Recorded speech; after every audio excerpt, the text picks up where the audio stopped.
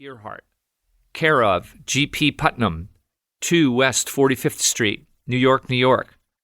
Dear Miss Earhart, in case you could find time to come to Annapolis for a few weeks' intensive work in celestial navigation, I believe you would be well repaid for the efforts.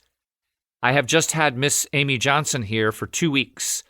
She did beautiful work and seems to be more than pleased with the results. As I see the picture, both of you ladies are in the flying game of your lifetime work. Aside from piloting, about which there is no question, of your both having a great deal of ability, the only important contribution you can make to a flight is the ability to see the direct course as not to miss the objective. As both of you know a great deal about dead reckoning and radio, I recommend that you make a special effort to perfect yourself, not only in radio, including the Morse code, but also in celestial navigation, since radio and celestial navigation afford the only means for fixing your position above the cloud or over the water. I further believe you would save a great deal of expense and perhaps worry by practicing until you could lay out your own charts and do your own navigation all the way through. You can then take any reasonably dependable co-pilot with you and be sure of hitting your objective. In addition, it would give you a great deal more confidence, and you could keep your plans more confidential when necessary.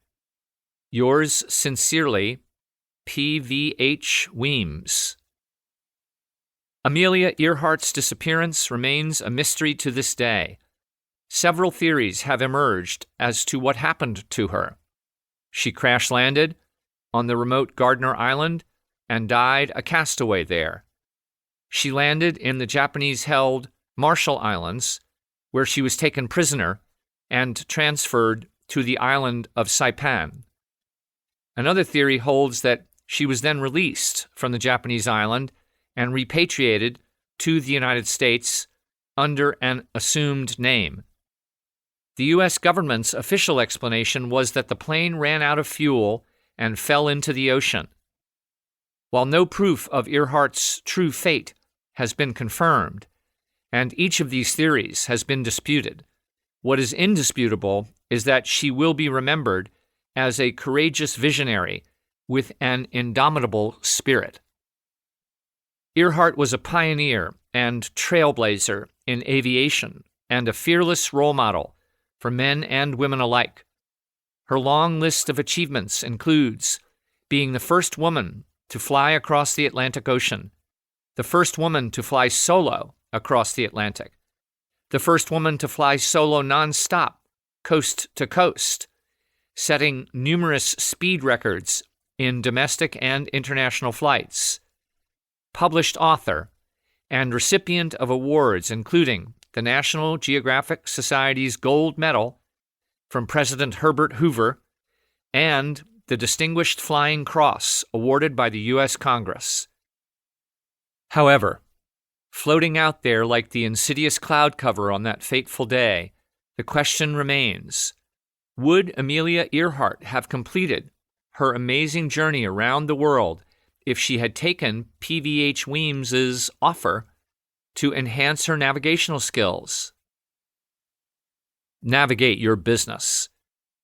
To navigate is to direct or manage something on its course. In other words, to control the movement from one place to another. To navigate means to determine one's position and direction and make a way over or through.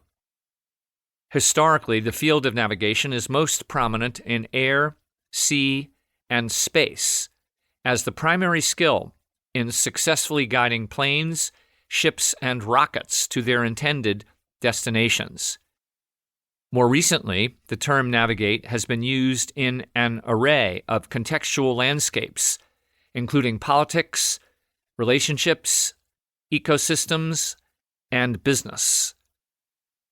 As Earhart's story demonstrates, the ability to navigate is critical to success.